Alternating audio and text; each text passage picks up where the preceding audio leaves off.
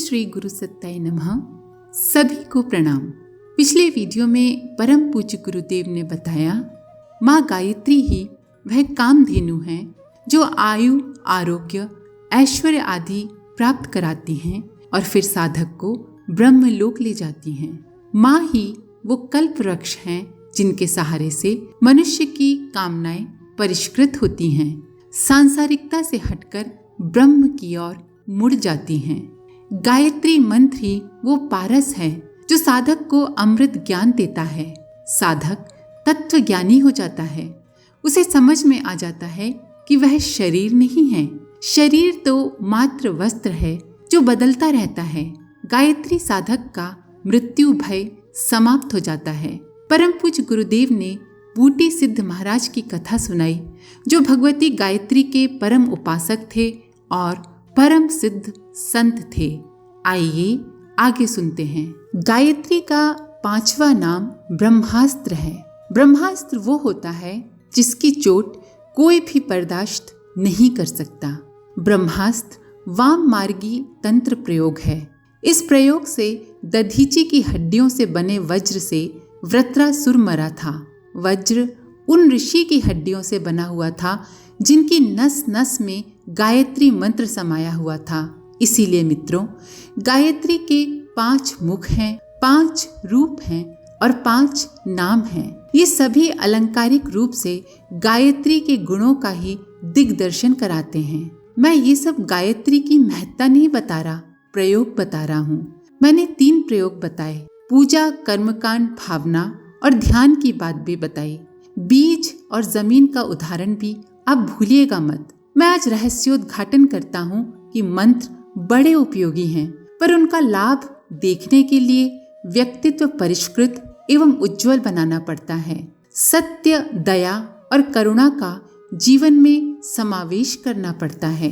देवताओं को अन्न नहीं खिलाया जाता, उनको कर्म खिलाया जाता है। देवताओं के पास अन्न की कमी थोड़ी न है।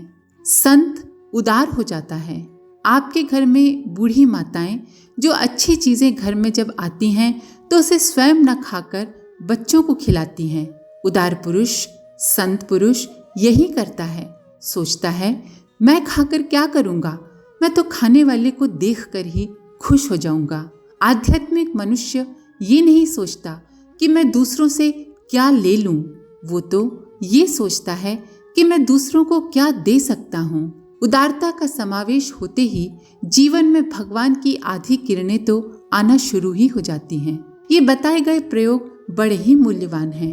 अगर इनका ध्यान नहीं रखा तो सब चौपट हो जाएगा। मंत्र के विधि विधान के बिना भी अगर भावना और ध्यान मिला दिया जाता है तो उपासना वैसे ही सफल हो जाती है जैसे महर्षि वाल्मीकि की हुई। मरा मरा कहते कहते उन्होंने श्री राम को पा लिया। क्यों पाया? क्योंकि उन्होंने समझ लिया था कि ईश्वर ही अपने हैं, उनके सिवाय कुछ नहीं। उन्हें श्री राम से प्रेम हो गया था, भक्ति और श्रद्धा हो गई थी। बस मरा मरा भी मंत्र बन गया। उपासना साधना में भावना का समावेश कीजिए और उसी साधना का जीवन में समावेश कीजिए। मेरा विश्वास है कि आपका जीवन भी उसी प्रकार परिष्कृत होता चला जाएगा, पवित्र होता चला जाएगा जैसे कि मेरा हुआ। मेरे जीवन की एक अजीब घटना है। मेरे पिताजी महामना पंडित मदन मोहन मालवीय जी के घनिष्ठ मित्रों में से थे और मालवीय जी के द्वारा ही मेरा यज्ञोपवीत संस्कार हुआ। 1 साल बाद मैं गायत्री जप करने लगा। 16 वर्ष की अवस्था में एक ऐसी घटना देखी कि आत्मा तृप्त हो गई।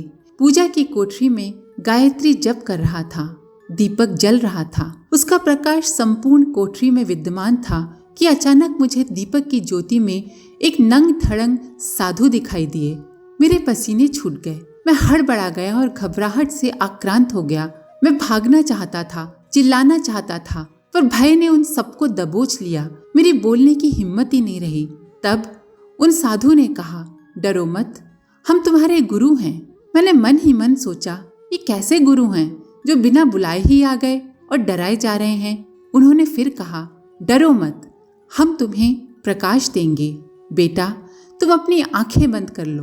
मैंने आंखें बंद की और बंद करते ही मेरे जीवन की फिल्म शुरू हो गई। मैंने पहला जन्म देखा, दूसरा देखा, तीसरा देखा। सभी जन्मों में वही संत मेरे गुरु थे। मुझे आत्म शांति हुई, संतोष हो गया और मैंने आंखें खोल ली। उन्हें साष्टांग प्रणाम किया। वे बोले, हम तुम्हें बढ़ाना चाहते हैं। तो मैंने कहा, ये तो मेरे लिए बड़े सौभाग्य की बात है। वे बोले, जो ऊंचा उठना चाहता है उसे तपाया जाता है। गर्म होने या तपने का अर्थ ये है कि कष्टमय जीवन में सहिष्णुता का, धैर्य का समावेश करना पड़ेगा। तप के बिना मानव पूर्णता प्राप्त नहीं कर सकता। तो मैंने कहा, गुरुदेव, जैसी आपकी इच्छा, मैं तपने के लिए तैयार हूँ। उनके दिए हुए आदेश से 24 लाख के 24 पुरुष चरण किए। 24 लाख का गायत्री पुरुष चरण 6 घंटे प्रतिदिन के हिसाब से 1 वर्ष में पूरा हो जाता है। गाय को जौ खिलाकर गोबर में जो जौ निकलते थे उनको पीसकर रोटी बनाता था। वो रोटी और गाय का छाछ खाता रहा। 24 वर्ष बीत गए। मैं 40 वर्ष का हो गया। ये है मेरा जीवन क्रम। मित्रों, आपको इसलिए सुनाता हूँ कि वर्तमान में जो कुछ भी है वो मेरा नहीं है, सभी कुछ मेरे गुरु का है। धैर्य पूर्वक उपासना करता रहा और इतनी बड़ी उपासना में केवल निष्ठा बनी रही, विश्वास बना रहा। मुझे इस बीच कोई भी चमत्कारिक अनुभव नहीं हुआ। जब ये साधना पूरी हो गई तो मेरे गुरु ने कहा, तुम कुछ चमत्कार चाहते हो? तो मैंने कहा, आपको दिखाना है तो दिखाइए, पर ऐसा ना हो कि जुआरी आकर मुझसे नंबर पूछने के लिए पीछे पड़ते रहे। वे बोले, हम तुम्हें ऐसा चमत्कार दिखाना चाहते हैं और ये बताना चाहते हैं कि तेरे को ये विश्वास हो जाए कि उपासना फलदायक है या नहीं। तेरा विश्वास ढीला ना हो जाए। तुम्हें अपने जपों का शतांश हवन करना चाहिए और इसके लिए 24 करोड़ आहुतियों का हवन करना चाहिए। मैंने कहा, गुरुजी, 50 लाख रुपए लगेगा और मेरी इतनी सामर्थ्य कहाँ? तो वे बोले, उपासना में सामर्थ्य का अभाव नहीं है, मैं सब कुछ कर दूंगा, तुम तो बस योजना बनाओ। मैंने कहा, गुरुदेव, मैं सब कुछ कर दूंगा आपकी दया से, पर चंदे के लिए किसी से न कहूँगा, चंदे की भीख नहीं मांगूंगा। मैं ब्राह्मण हूँ, पर मेरा स्वभाव पहाड़ से भी ऊंचा है। मैं सब कुछ करने को तैयार हूँ, पर किसी के सामने हाथ नहीं फैलाऊंगा। गुरुदेव, मैं घमंडी नहीं, पर अपने आप को भीख मांगने के लिए नहीं ले जा सकता। ये आपकी अच्छी अच्छी बातें मुझे बहुत सुंदर लगी, पर मैं चंदा बही नहीं छपा सकता। वे बोले, तुम्हें इस प्रकार का कुछ नहीं करना पड़ेगा, तुम्हें बस तपोभूमि बनानी है और ये इस प्रकार करना है। ये कहकर उन्होंने मुझे पूरा तरीका बताया। मैं बोला, आपके प्लान से 3 महीने में मंदिर बनाकर रखने के लिए 2.5 लाख रुपए चाहिए और आपने बसंत पंचमी का मुहूर्त भी बता दिया है। मेरे पास तो इस समय 250 रुपए भी नहीं है। तो वे बोले, वत्स, भगवान के पल्ले में सब कुछ है, तुम्हें कोई कठिनाई नहीं होगी। मित्रों, माताजी 1 छटा घी में 50 व्यक्तियों को जिमा देती थीं। हम 30 रुपए के मकान में रहते थे। हम गरीबों की तरह रहते थे, पर कंगाल नहीं थे। हमने अपनी पूरी संपत्ति दान में दे दी थी। गांव में 80 बीघा जमीन थी, उसको भी 80,000 में बेचकर मेरी माताजी के नाम से स्कूल बनवा दिया था। जो कुछ भी था ईश्वर के कार्य में समर्पित कर दिया था। मेरे गुरु बोले, तुमने अपने साधन, संपत्ति, विद्या, बुद्धि को भावनापूर्वक भगवान के लिए लगाया है। ये खेत में बोने जैसा है। भगवान के खेत में बोया हुआ अनेक गुना होता है। तुम संकल्प पूर्वक निडर होकर आगे बढ़ो, सब कुछ अपने आप होता चला जाएगा। हमने उनका कहा माना और दुनिया ने चमत्कार देखे। हमारे व्यक्तित्व में जो कुछ भी अनुपम, असाधारण दिखाई देता है, वो सब गायत्री महाशक्ति के अनुदानों का ही प्रमाण है। जो साधना हमारे लिए फलित हुई है, वो आप सबके लिए भी फलित होगी। जैसा सौभाग्य हमें मिला, वैसा ही आप सबको प्राप्त हो, ऐसी हमारी हार्दिक प्रार्थना मातेश्वरी से है। आज के लिए इतना ही। अपने विचार कमेंट बॉक्स में जरूर लिखें। आप सभी का धन्यवाद। ओम शांति।